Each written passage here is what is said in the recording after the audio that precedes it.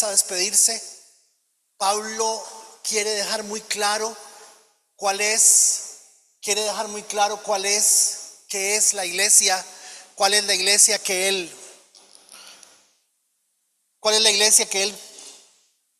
sueña, qué es lo que él espera. Hay un antecedente interesante con relación a la iglesia de Romanos, y es que Pablo está escribiendo en Éfeso, está escribiendo a una distancia importante, en un tiempo tal vez meses antes de que la carta llegara a Roma. Ese final de la carta que estamos empezando a ver a partir del capítulo 15, donde él les está diciendo: esto es lo que yo espero que ustedes entiendan de lo que es la iglesia del Señor. Esto es lo que yo creo que Dios dice. Esto es lo que yo sé que Dios dice. Esto es lo que Dios entiende por iglesia. Con razón, y yo quisiera aquí hacer como un paréntesis, porque con razón por muchos años hemos dado muchas vueltas. Muchos hemos rodado por muchos lugares buscando de alguna forma lo que se ha llamado la iglesia perfecta. Y no hay. Es más, encontrando la iglesia perfecta, que le digan a uno dónde está para ir a echarla a perder. ¿Usted me entiende? No existe la iglesia perfecta. Y no voy a usar el argumento de decir que no existe la iglesia perfecta porque somos imperfectos, porque somos seres humanos, porque la verdad es que el fenómeno de la iglesia no lo administra el cerebro humano, la cabeza humana, lo administra el Espíritu Santo. Es Dios y su palabra quien dice cómo funciona la iglesia. Y tenemos que hablar, amigos y amigas, tenemos que hablar de la iglesia del 2024. Tenemos que hablar de la iglesia del siglo XXI. Nada cambia porque el Espíritu Santo es el mismo y la palabra es la misma. Y el Señor dijo: cielo y tierra van a pasar, mi palabra nunca va a pasar. Al decir esto, el Señor estaba diciendo: mi palabra trasciende el tiempo, trasciende la historia y trasciende la cultura. Eso es lo que el Señor estaba tratando de decir al decir: cielo y tierra van a pasar. No se asusten con la inteligencia artificial. No se asusten con todo lo que van a ver, porque la palabra de Dios permanece para siempre. Pero tenemos que hablar que sí somos un grupo social. Sí lo somos. Sí somos un grupo social. Con la diferencia que es Dios quien lo ha inventado. Es Dios quien lo está perfilando. Es Dios quien lo está formando. Hoy vivimos en una cosa que se llama la sociedad del rendimiento. Es una sociedad en donde lo positivo es de algún modo lo más fuerte. Se adora el culto al cuerpo, al intelecto, al conocimiento y sobre todo al rendimiento, a la producción. Usted tiene que rendir. Estamos tan llenos de cosas positivas, que no sabemos cuándo parar, no sabemos cuándo detenernos. Una de las cosas buenas que iba a suceder con los apagones es que no íbamos a tener internet por 3 horas. Nos íbamos a volver a ver la cara.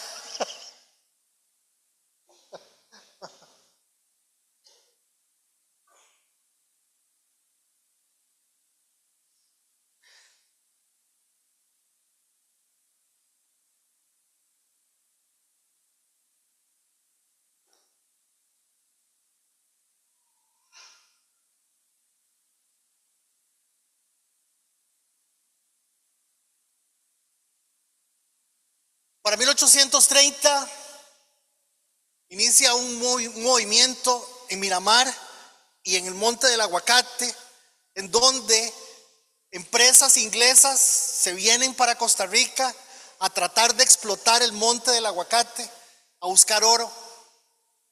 Los ciudadanos ingleses que venían en la búsqueda del oro se dieron cuenta para 1830 que no había mucho acceso a muchas cosas. San José fue prácticamente Cartago, que en ese tiempo se perfilaba como lo que iba a ser. Había muy poca gente, no habían médicos, y le piden al gobierno inglés que manden algún médico, y acepta la propuesta un hombre que se llama Richard Brearley. Richard Brearley es un hombre que se viene y se radica en Heredia, era un protestante bautista, y este hombre es el primero que le pone la cara al gobierno y de una forma muy sutil le dice al gobierno: déjeme hacer un culto público abierto. Y para 1849, casi 10 años después, se logra empezar a hablar que en esta zona central se habla de un culto no católico. Un hombre montado en un barquito que se llamaba el Monarca. Ese barquito famoso se dañó, se necesitaba repararlo, y el hombre vio muy fácil llegar a la costa de Punta Arenas. Este hombre que llegó aquí, cuando vio lo que vio, se impresionó, le gustó muchísimo y ofreció, como lo ayudaron a arreglar su barco, ofreció exportar café hacia Inglaterra. Se llevó un cargamento de café de un grupo de caficultores, se lo llevó de Costa Rica y les prometió que les iba a pagar. Apareció 20 meses después y les pagó. En su segundo viaje, Le Lecher, como se llama, este hombre se trajo 300 Biblias y las empezó a repartir. Y por ahí empieza, después del desarrollo de la misión latinoamericana, empiezan las iglesias bautistas en Limón. Amigos y amigas, la historia de la iglesia en Costa Rica es una historia realmente muy reciente, muy reciente. Es más, el gobierno tuvo que abrirse al nuevo culto, a los nuevos cultos, por motivo de que los ingleses, los alemanes y los holandeses que estaban llegando eran gente que estaba aportando a la economía del país y que se habían de alguna forma institucionalizado. La familia Strachan, por ejemplo, que inició con el templo, con la clínica bíblica, con el hogarcito en Roble Alto, con el colegio Monterrey. Ya estaba desde 1917 el colegio metodista, que había empezado primero, que era un colegio que, por decirlo de alguna forma, pretendía luego ser un seminario.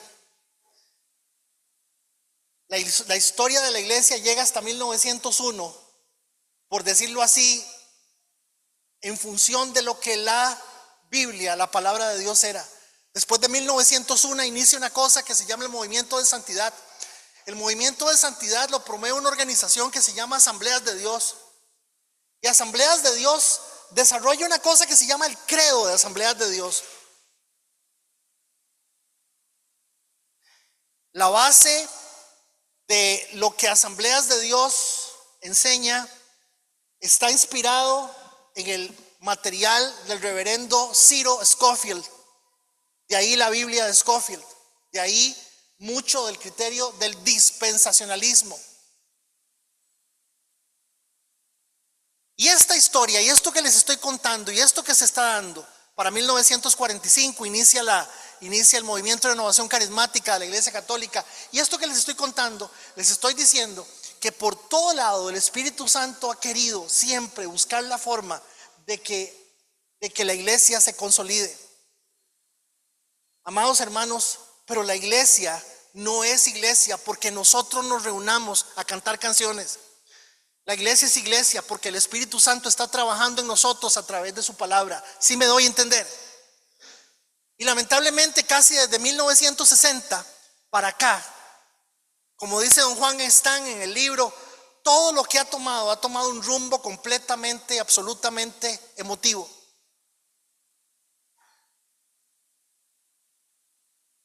Y esa emotividad se ha atribuido mucho al movimiento pentecostal, que no es un movimiento en ciernes negativo, pero que al día de hoy sabemos que es algo bien complejo de entender. Me sirve esta introducción para que cuando Pablo llega al versículo 8 y está escribiendo sobre la base del versículo 8, en el momento en que llega ahí, se me pegó. El versículo anterior, Pablo dice: por tanto, acéptense unos a otros.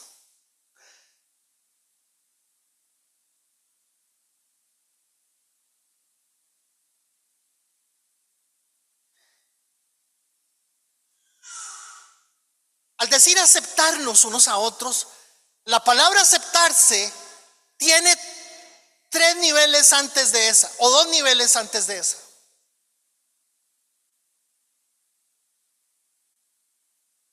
El primer nivel se llama acérquese. Acérquese. El segundo nivel es conózcase. Y el tercer nivel es acéptese. Y como usted me puede entender, de lo que vengo hablando desde que empecé la conversación esta mañana, aceptarse. Pablo dice, por tanto, acéptense unos a otros. Es porque Pablo está partiendo de que ya nosotros pasamos, acérquese, conózcase. Y adivinen cuál fue adivinen, cuando yo me le acerqué a Carla Vanessa, cuando yo me le acerqué a Vanessa, ya la conocí, adivine cuál fue la evaluación. Adivine cuál fue.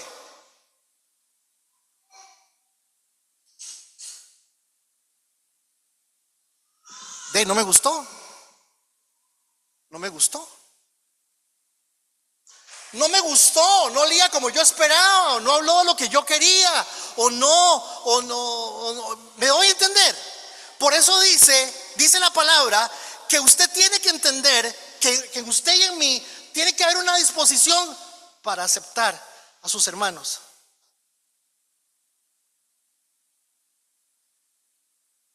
¿Cuál es el filtro? ¿Cuál es el filtro? De ese, ahí está, véalo. Ve el filtro. Tal como Cristo nos aceptó a nosotros para que Dios reciba la gloria. O sea, yo tengo que aceptar a Carla Vanessa, no para que me caiga bien y para que yo sea un buen cristiano, no, para que el Señor reciba la honra y la gloria. Usted no importa. Qué complicado es ir a un lugar donde le hablen a uno y le digan esto, porque lo que dice el texto es que no es su comodidad, no es que a usted le caiga bien o le caiga mal. Por eso le digo que la iglesia es más que simplemente un culto. Y gracias a Dios por el culto, gracias a Dios por la predicación, gracias a Dios por el hecho de que podamos compartir un ratito juntos. Pero la palabra aceptar, vuélvame a ver, la palabra aceptarse que está aquí no cabe con la dinámica que nosotros vivimos. Porque yo filtro según mi filtro. Y a mí me parece muy arrogante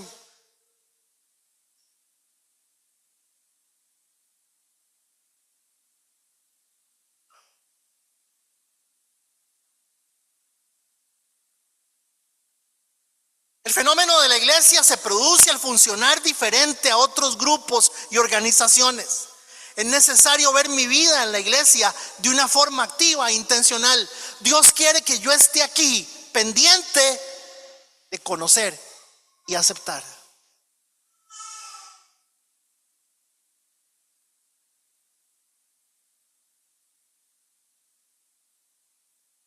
Esta dinámica de iglesia a la que apunta Pablo es tan atípica, inusual, que otras personas van a exaltar el nombre de Dios al ver que nosotros podemos aceptarnos a pesar de los repugnantes, odiosos, ocupados. Yo creo que es un asunto de la edad, o es un asunto conforme cierta edad o ciertas condiciones, mi círculo, mi faja de seguridad la extiendo más y más y cada vez más solo, y cada vez más solo, y cada vez más solo.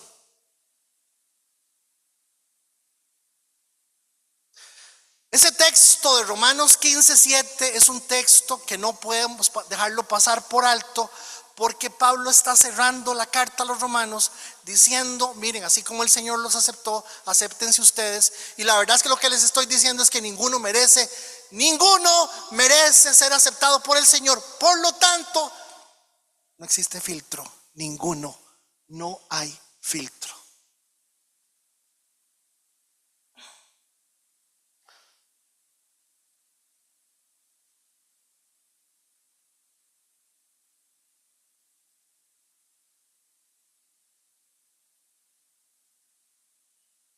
¿Y por qué yo tengo que ganarme a Jorge? Porque yo tengo que ganarme a Jorge, ganármelo. Porque yo tengo que caerle bien. ¿Por qué me tiene que caer bien Laurita? Para que el Señor reciba la gloria. Usted no importa. Su comodidad no importa. Su espacio no importa. Hace algunos años estaba Verita. Ahí está Quique.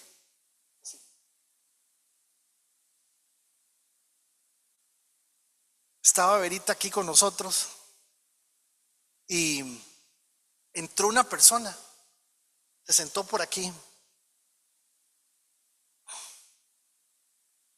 y ese día, al terminar el culto, se me acercó un poco de gente y me dijeron: tenga cuidado con ese bicho,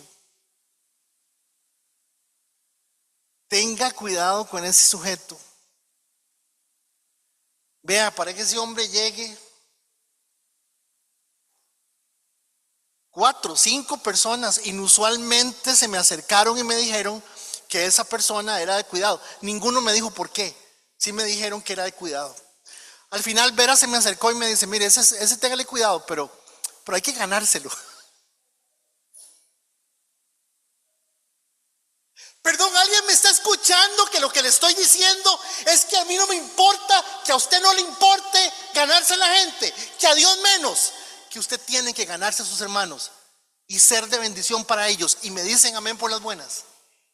Usted me está escuchando que yo le estoy diciendo que hay un montón de lugares en esta ciudad donde usted clasifica a la gente por la plata que tiene, por el carro que tiene, por la forma en que habla, por si usa desodorante o no. Aquí no. Aquí tenemos que aceptarnos porque no nos conocemos. Y a veces nos vemos. Aquí no cabe el me cae mal. Aquí no cabe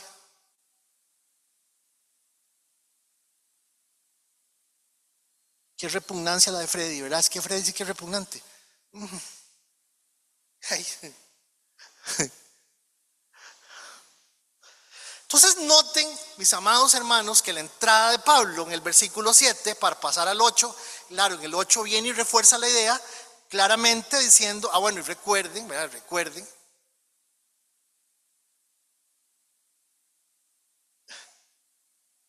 Pablo hace un argumento y les dice: miren, vean. Cristo es la razón de la circuncisión. La circuncisión Dios se la enseña al pueblo. La circuncisión Dios se la enseña al pueblo para que el pueblo aprenda a entender que lo que sobra se quita. Y eso representa la circuncisión. Al circuncidar el pene, el glande queda expuesto. Y el prepucio se le corta al pene, pero ese tejido que sobra no hace falta. Y el pene queda expuesto. Eso es toda la circuncisión. ¿Cristo necesitaba ser circuncidado? No. ¿Por qué? Porque Él era el ejemplo mismo de la circuncisión. Sin embargo, dice la Biblia, dice Pablo, que Él lo hace, Él se somete a la circuncisión, Él se somete a la ley judía para servirlo, para servir a los judíos y para servirnos a nosotros. Dice, Cristo, con tal de ganarse a los judíos, lean, no me vean a mí, vean el texto. Cristo, con tal de ganarse a los judíos, Cristo, con tal de que los judíos lo vieran bien, Cristo vino a servir a los judíos para demostrar que Dios es fiel a las promesas que Él les hizo a los antepasados de ellos. Cristo cumplió con la ley. Y aquí está el primer argumento que pone Pablo. ¿Qué tenemos que hacer? Servir.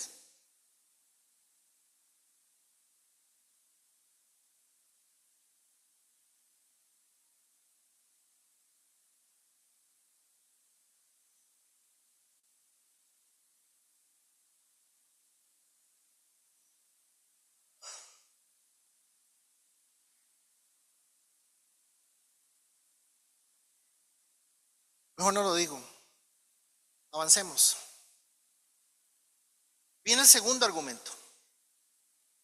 En el segundo argumento, Pablo dice, vean,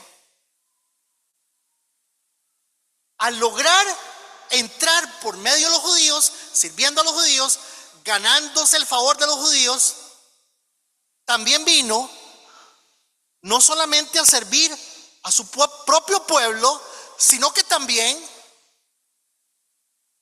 vino para que los gentiles le dieran la gloria a Dios por la misericordia que Él tuvo con ellos.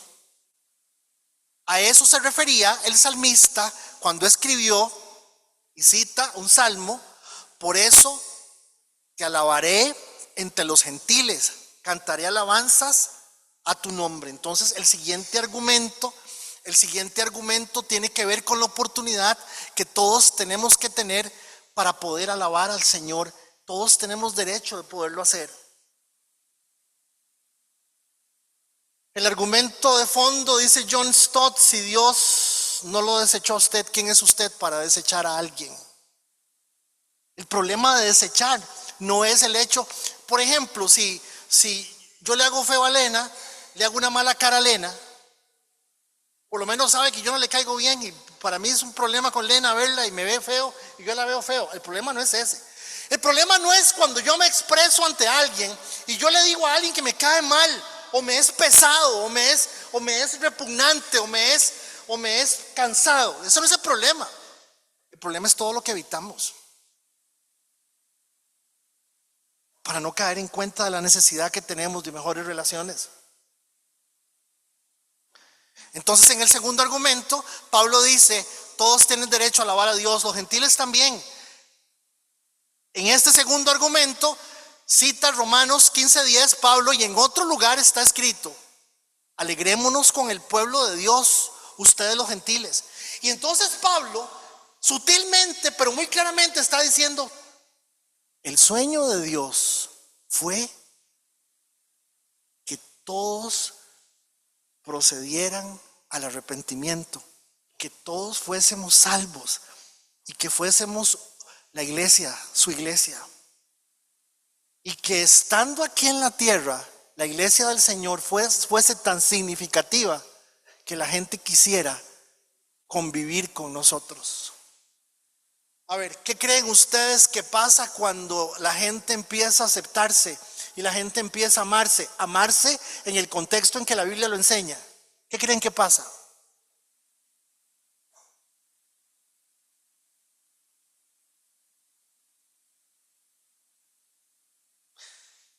Hermanos, Dios va a procesar nuestro egoísmo, porque somos muy egoístas, muy egoístas todos. De hecho, el verso 11 de esta mañana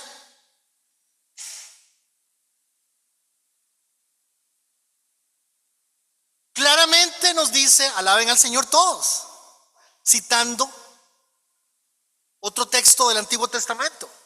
Todos ustedes los gentiles, todos los pueblos de la tierra, alábenlo. Rápidamente nos está diciendo la oportunidad de la iglesia: no solamente servirse, no solamente servir a los hermanos, ganarse a los hermanos, es alegrarse en el Señor, es poder alabar al Señor juntos, es poder invocar el nombre de Dios. Y cita el versículo 12, y en el versículo 12 dice: porque todo el mundo tiene que aprender a depender del Señor. Dice en otro lugar, citando Isaías, dijo: el heredero del trono de David, o sea Cristo, vendrá y reinará sobre los gentiles. Ellos pondrán su esperanza en Él.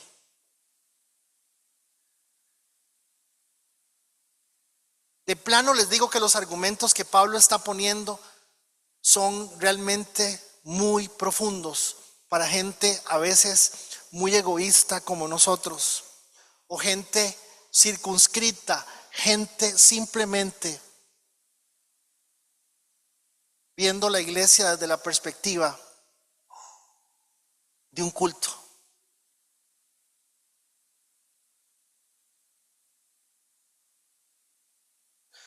Yo no estoy diciendo que le venda un carro a un hermano y se lo venda de una forma en donde usted pierda plata. Yo no estoy diciendo esas cosas. Es más, no lo haga.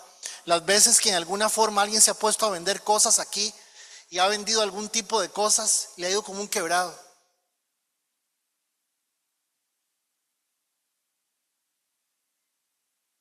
Pero yo creo que, hermanos,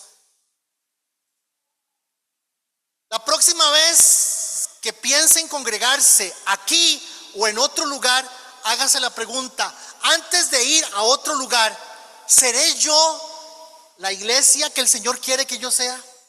¿Estoy yo dispuesto a estar en una congregación donde mis hermanos son importantes y que el Señor quiere que los vea como importantes?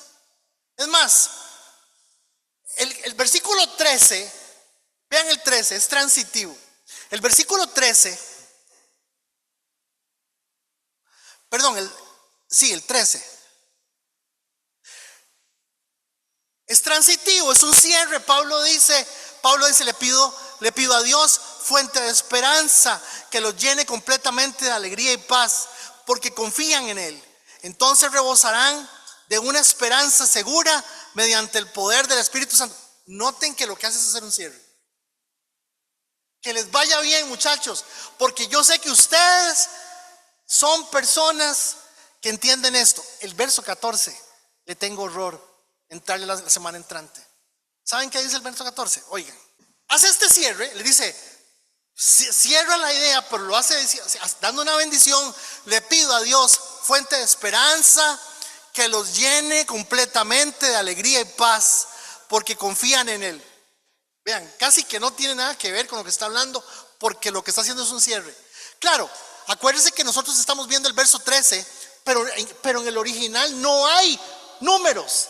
Pablo continúa la idea que viene desde el 12, y en el verso 12 lo que dice es esto: mis amados hermanos de Olivo Verde, estoy plenamente convencido de que ustedes están llenos de bondad, conocen estas cosas, conocemos estas cosas.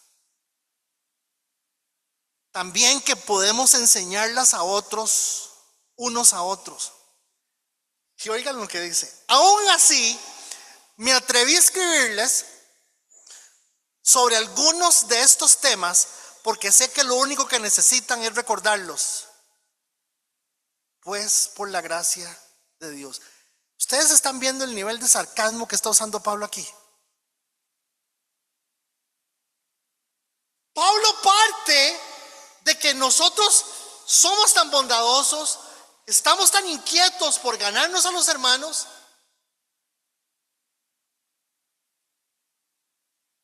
hace unos días Carla salió con un equipo de gente a evangelizar a las calles. Y el evangelismo persona a persona es muy lindo, porque le quita a uno el miedo de hablarle a la gente del Señor. Es bellísimo eso. Pero estamos en otro tiempo.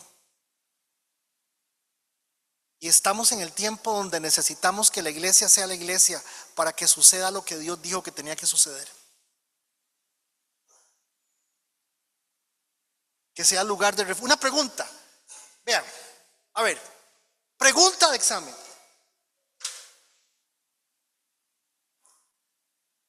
Entre el Antiguo Testamento y el Nuevo Testamento hay 400 años. No se escribió nada. Entre el primer libro del Nuevo Testamento y el libro de Apocalipsis, al día de hoy, prácticamente estamos hablando de 1900 años. 1900 años. Hermanos, una pregunta. Si la psicología, la antropología, la filosofía tiene mucho 300 años, ¿cómo Dios sostuvo a los hermanos durante más de 1500 años? Oiga lo que le estoy diciendo. Le estoy diciendo que aquí hay secretos y aquí hay misterios y aquí hay maravillas que usted no conoce, ni yo menos.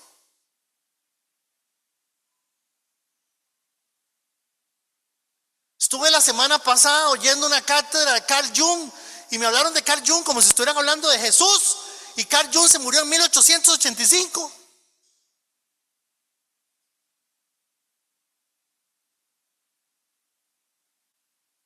Y usted y yo que tenemos esto, se nos ocurre andar detrás de un psicólogo. Siga para que todos podamos comer.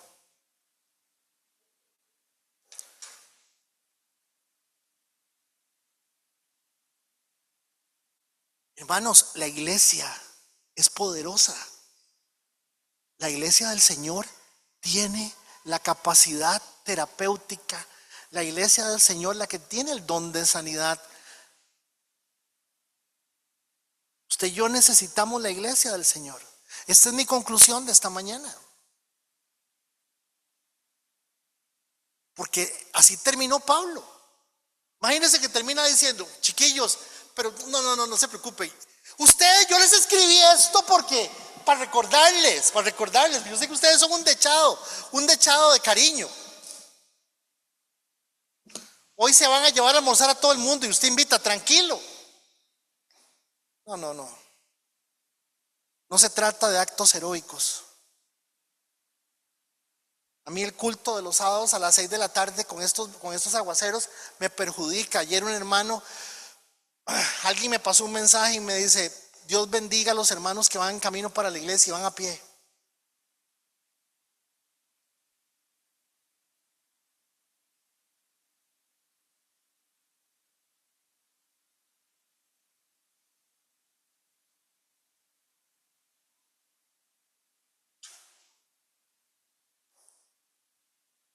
Y simplemente lo que Dios está tratando es de decirnos: lo que importa es que el Señor sea alabado, que la iglesia sea construida sobre la base del cariño, no de la tolerancia. Cuidado con la palabra tolerancia, no de la tolerancia.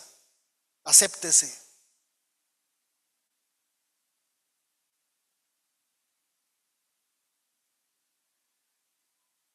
Y usted es de los escogidos. Usted es de la gente escogida.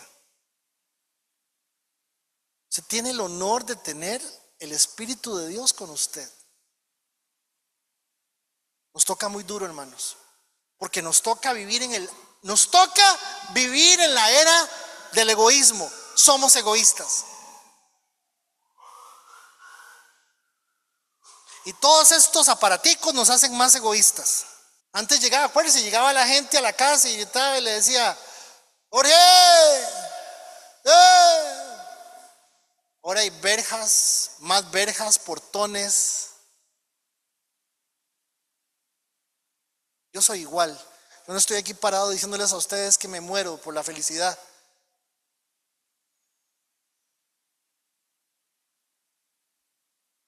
Pero algo tiene que quedarnos en la cabeza, hermanos. Porque la iglesia que el Señor soñó no es nada parecido muchas veces a lo que hoy estamos viendo. Señor, te doy gracias en esta mañana. Y te pido, Señor, que por favor nos jales las orejas a todos. Y entendamos que para poder aceptar a una persona hay que acercarse. Paso 1, acérquese. Hasta 2 años para acercarse.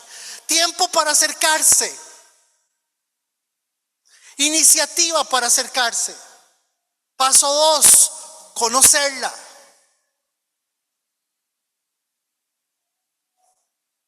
Paso 3, aceptar. ¿Cómo nos cuesta, Señor? ¿Cómo me cuesta?